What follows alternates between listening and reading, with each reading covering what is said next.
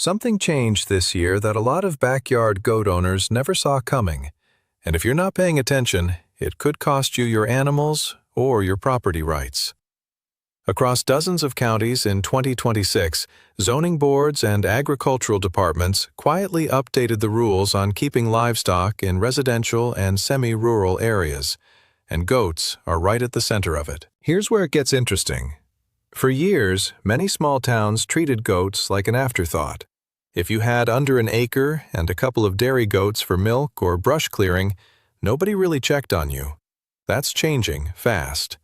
More families moved out of cities during the past few years, looking for a slower pace of life, and a lot of them brought livestock with them onto smaller lots than most zoning codes were ever written for. Counties got flooded with noise complaints, smell complaints, and questions about runoff from pens sitting too close to a neighbor's well. So local governments started rewriting the rule books, and goats ended up right in the middle of it. Most people don't realize that a goat isn't legally treated the same as a dog or a cat in most places. Livestock falls under a completely different set of rules, and those rules are usually set at the county or even the township level, not the state level. That means your neighbor 2 miles away might be operating under a totally different rule book than you are, even though you both call yourselves rural. A lot of new ordinances passed this year focus on 3 things: how much land you need per animal, how far a pen or shelter has to sit from a property line, and whether you need a permit just to keep goats at all. Take Linda, a retired school teacher out in a small town in Ohio. She'd kept 2 Nigerian dwarf goats for almost 6 years without a single issue. Then her county updated its animal density rules this spring, and suddenly her setup, which used to be perfectly legal, needed a 20-foot setback from the property line that her old shed couldn't meet. She wasn't breaking any law when she built that shed. The law just moved around her. That's the part that catches so many homesteaders off guard.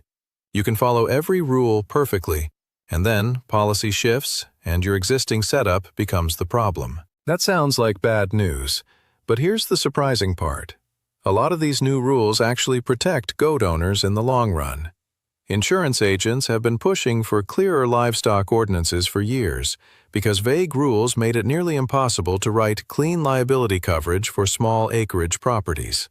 When a county spells out exactly what's allowed, homeowners insurance and farm liability policies become easier to get and often cheaper because the insurer knows exactly what risk they're covering.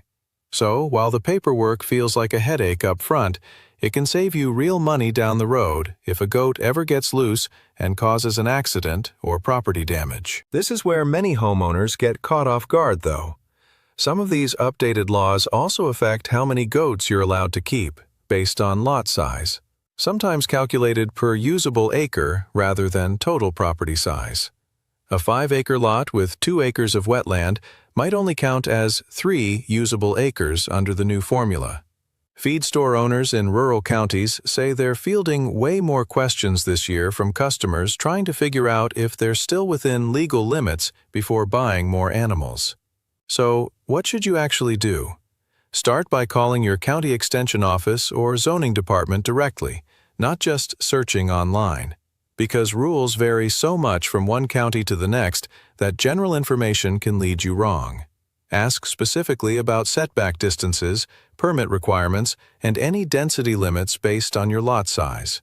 If you're already keeping goats, ask whether your setup is grandfathered in under the old rules or whether you need to make changes.